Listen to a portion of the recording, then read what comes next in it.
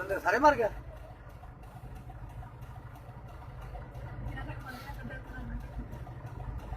ਇੱਕ ਦੇ ਬੰਦਾ ਉਹਨਾਂ ਨੇ ਮਾਰਤਾ, ਉਹ ਪਿਆ ਸੁੱਟਤਾ ਵਿੱਚ।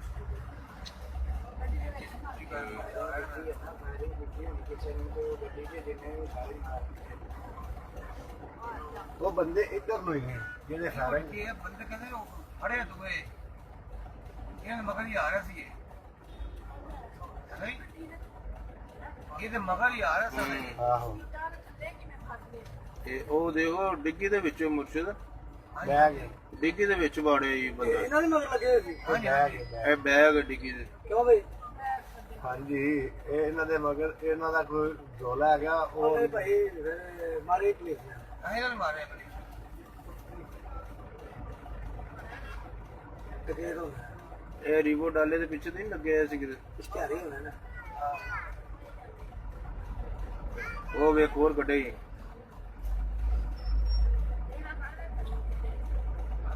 ਦੋ ਕੱਢ ਲਏ ਨੇ।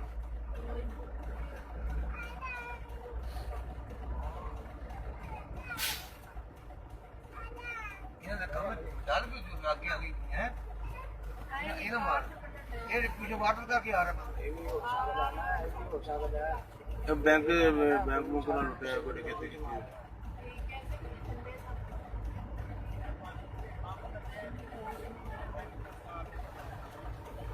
ਉਹਨਾਂ ਨੇ ਜਦੋਂ ਮੁਰਸ਼ਿਦ ਫਾਇਰਿੰਗ ਕੀਤੀ ਹੈ ਨਾ ਉਦੋਂ ਉਹ ਇੱਕ ਹੋਰ ਕੱਢਿਆ ਜੀ ਤੀਸਰਾ ਵੀ। ਤਿੰਨ ਬੰਦੇ ਨੇ ਬੱਚੇ ਨੇ ਬੰਦੇ ਉਹਨਾਂ ਇਹ ਔਰਤ ਤਾਂ ਨਹੀਂ ਇਹ ਔਰ ਦੇਖ ਮਾਈ ਇੱਕ ਬਾਈ ਆ ਦੇਖਾ ਦੇਖੋ ਇਹ ਆਦੇ ਨੇ ਇਹ ਦਹਿਸ਼ਤਗਰਦ ਨੇ ਉਹ ਬੰਬ ਉਹਨਾਂ ਨੇ ਕੱਢਿਆ ਇਹਦੇ ਮਗਰ ਲਾਹੌਰ ਤੋਂ ਲੱਗੇ ਨੇ। ਹਾਂ ਔਰ ਵੀ ਹੈ ਹਮ। ਔਰ ਤਾਂ ਜੀ ਹਾਂ ਜੀ ਇਹ ਬਹੁਤ ਕੰਮ ਹੋਈ ਤੇ ਮਗਰ ਹੀ ਆ ਰਿਹਾ ਸਨ ਦੋ ਬੰਦੇ ਇੱਕ ਔਰਤ ਇੱਕ ਵੀ ਸ਼ਾਇਦ ਕੋਈ ਹੋਰ ਨਹੀਂ